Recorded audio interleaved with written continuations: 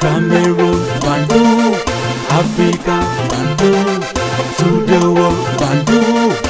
Salut les amis, j'espère que vous allez bien. Je suis Sa Majesté Sénateur Clétus. Oui, désormais appelez-moi Sa Majesté Sénateur Clétus. Volodymyr Zelensky est devenu Magellan. Il fait le tour du monde. Il a dit que jamais Zelensky peut passer une semaine à Kiev. Il ne sait pas s'il est à Kiev ou il est dans un bunker quelque part. Mais Zelensky est toujours en train de se balader. Donald Trump arrive au pouvoir dans quelques jours. Et les déclarations de Donald Trump dérangent les Européens. Et les Européens observent comment les gens partent se prosterner devant Donald Trump. Je parle de Zuckerberg, par exemple, le patron de Meta. Il est allé, lui qui avait attaqué Donald Trump jusqu'à supprimer les comptes de Donald Trump, il a compris que ça sera tellement difficile pour lui.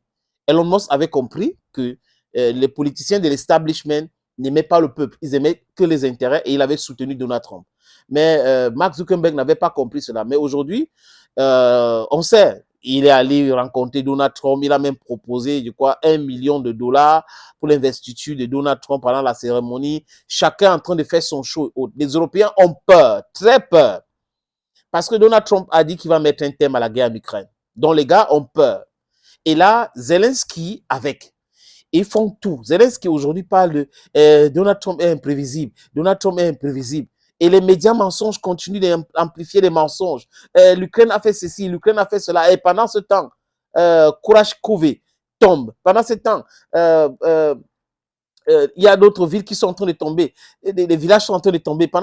L'Ukraine fait vraiment les avancées dans leur poche. C'est-à-dire que pendant qu'ils disent que les exploits ukrainiens sont ceci, sont cela, la Russie avance. Je ne sais pas quel type de communication ces gars-là ont appris à l'école. Ou ils ont appris quelque chose à l'école et ils sont en train de pratiquer autre chose. Je ne sais pas où ils ont perdu le nord. Parce que les médias mainstream occidentaux sont des médias qui sont perdus.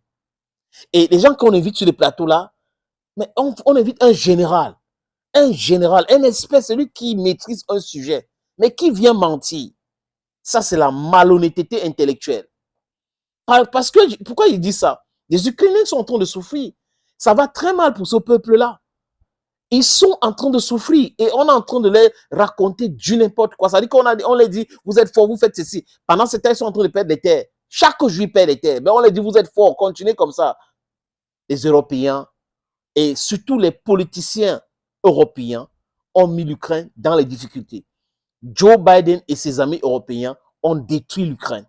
Volodymyr Zelensky est maintenant en Allemagne. Vous avez vu les images hier. Et l'Union européenne dit quoi? L'Union européenne dit qu'ils sont prêts à continuer à aider l'Ukraine, même si les Américains désistent.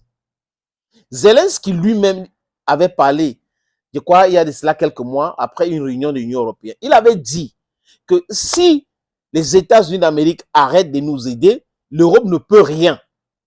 Il avait dit, mais les Européens s'entêtent en disant que oui, si les États-Unis arrêtent, nous allons continuer. Continuer avec quoi? L'Europe a quoi? Quelle capacité a l'Europe aujourd'hui? L'Europe produit quoi? C'est-à-dire qu'on regarde là, leur capacité de produire des armes, les obus de 155 milli. Ils n'arrivent pas. Les missiles, Stratostorm britannique, Scab français, les missiles Cerus allemands, ils produisent combien? Quelle quantité? Eux-mêmes, dans les grosses structures, désolé les amis, disent quoi dans les structures d'analyse et autres?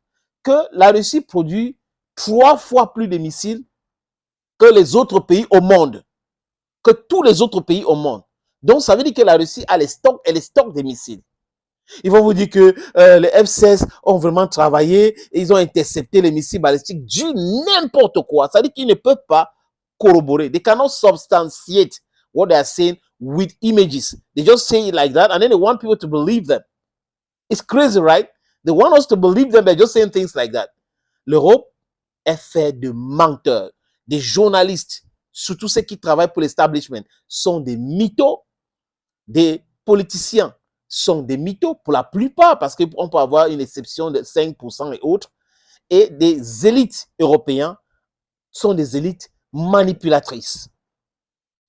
L'Union européenne, d'accord, vous allez continuer à aider Zelensky. Vous allez continuer à aider l'Ukraine. Mais dites-nous, votre capacité de production, c'est quoi?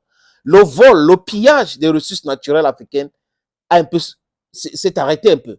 Donc, vous allez prendre les matières premières gratuitement où? That is the question. Just answer the question. So let's understand where you're going to take your raw materials. Il faut acheter maintenant. Et sur le marché mondial, ben, le prix est réglementé.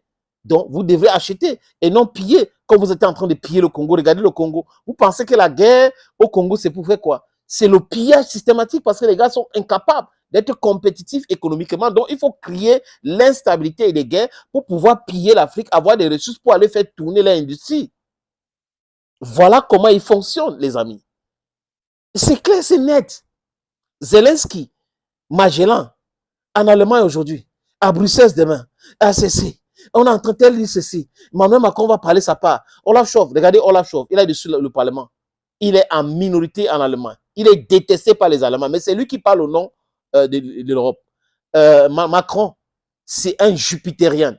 C'est quelqu'un qui perd, mais qui pense qu'il a gagné. Et pour lui, il n'a jamais tort. Macron n'a jamais tort. Il a toujours raison, même quand il est dans la boue. Il pense qu'il est en train de se laver dans la piscine. Voilà la qualité des personnes qui poussent Zelensky, lui aussi qui aime écouter les mensonges, à toujours penser. Je suis sûr qu'ils sont en train de se préparer à accepter leur défaite, des amis. Ne vous fiez pas à tout ce qu'ils sont en train de dire là. La défaite est claire. La Russie a battu l'OTAN en Ukraine. C'est la défaite là qui est amère. C'est difficile pour eux d'accepter cela. Mais ils vont accepter, ils n'ont pas de choix. Ils n'ont pas de choix, ils vont acter la défaite. Parce que là, ce qui est en train de les attendre, ils ne s'imaginent pas, les amis. Donald Trump les a commencé à dire non, qu'il sera impérialiste. Donc, à Greenland, il les a parlé des Panama et autres. En échange, qu'est-ce que Donald Trump peut proposer? Il peut demander à Poutine, les Pays-Bas, non, on ne va pas intervenir. Allez, tranquillement, il n'y a pas de problème. Mais Poutine ne va pas faire cela. Il ne va pas faire cela. J'espère bien qu'il ne va pas faire cela. Donc, les Européens sont fragiles. C'est un petit continent. L'Europe, même, ce n'est pas un continent. Hein. C'est l'Europe-Asie qui est un continent. L'Europe-Asie. Donc, cette petite entité, l'Union européenne, là, qui est là, qui a toujours semé la désolation, les crises, qui a toujours fait du mal, qui a toujours menti, qui a exploité les gens, qui a colonisé le monde, qui a esclavagé le monde, est resté dans ces mensonges-là. Chers politiciens européens, les temps ont changé, les paradigmes ont changé. Zelensky écoute le langage des raisons que Donald Trump te dit là. Il faut négocier la paix. Il n'y a pas deux options. Tu as perdu la guerre. Il n'y a pas à dire que oui, on va voir. Tu as perdu la guerre et celui qui perd la guerre perd. Il accepte les conditions de l'autre. C'est ça la réalité sur le terrain. Union européenne, Union européenne. Thank you, friends. And bye-bye for now.